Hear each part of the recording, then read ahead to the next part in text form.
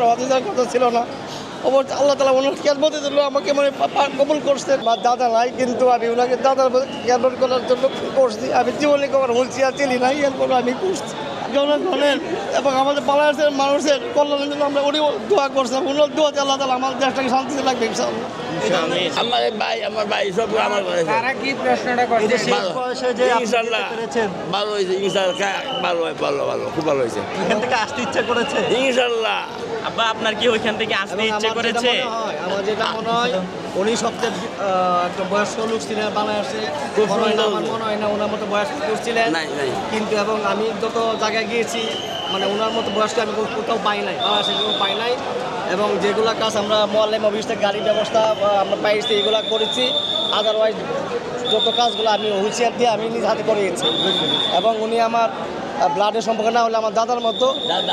আমার দাদা নাই, কিন্তু আমি ওনাকে দাদার খেদমত করার জন্য করছি। আমি জীবনে কবার হুলসিয়া চিনি নাই, এরপর আমি করছি একমাত্র আল্লাহর জন্য। এবং আমি আমার এই দাদার দোয়া আল্লাহ তালা আমাদের দেশের এবং জনগণের এবং আমাদের বাংলাদেশের মানুষের কল্যাণের জন্য আমরা উনি দোয়া করছিলাম। ওনার দোয়াতে আল্লাহ তালা আমার দেশটাকে শান্তিতে লাগবে ইনশাআল্লাহ। শেষ বয়সে নিয়ে যেতে পেরেছেন, আপনার কাছে কেমন লাগছে? শেষ বয়সে আসলে উনি যে এই বয়সে মানে এই বয়সে যাবে, এটা আল্লাহর একটা বিশেষ মেহরবানি। এবং আমারও এবার হতে যাওয়ার কথা ছিল না।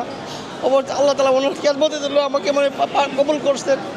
তো আমি ওনার খেদমত করতে পেরে নিজ হাতে সবগুলো কাজ করতে পেরে আমি খুশি। এবং ওনার বরকতে আল্লাহ আমার মনে হয় যে আমার 105 জন হজ সবাই কবুল করছে। এবং বাংলাদেশে 137,000 লোক ওনার বরকতে পরে আল্লাহ তালা হজ কবুল করছে মনে হয় ইনশাআল্লাহ। আপনার বয়স 82 বছর। 82 বছর বয়সে হজে গিয়েছে। জি, মোহাম্মদ আবুল কালাম আজাদ। আপনার বাসা কোথায়, বাড়িতে? আমাদের হোম টাউন নেত্রকোনা, কলমাকান্দা থানার ইজারাকান্দা গ্রামে।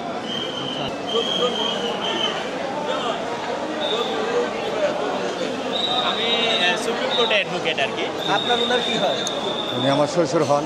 আচ্ছা, এই যে শ্বশুরকে হজে পাঠাতে পারলেন আপনারা সবাই মিলে, কেমন লাগছে? ইনশাল্লাহ আমরা আলহামদুলিল্লাহ আমরা আল্লাহর কাছে লাখো লাখো শুক্রিয়া এবং আল্লাহর কাছে শুক্রিয়া আদায় করি যে ওনার শেষ বয়সে যাতে আমরা হজটা পালন করতে পারছি এবং সকলের প্রচেষ্টায় যাতে সহি সালামতে আল্লাহ ওনার দেশে ফিরাইছেন।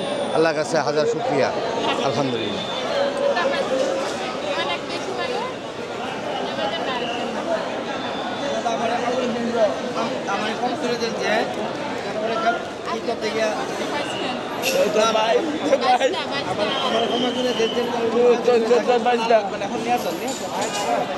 সকল সহযোগী একটা বলছি আপনারা যাত্রী আগে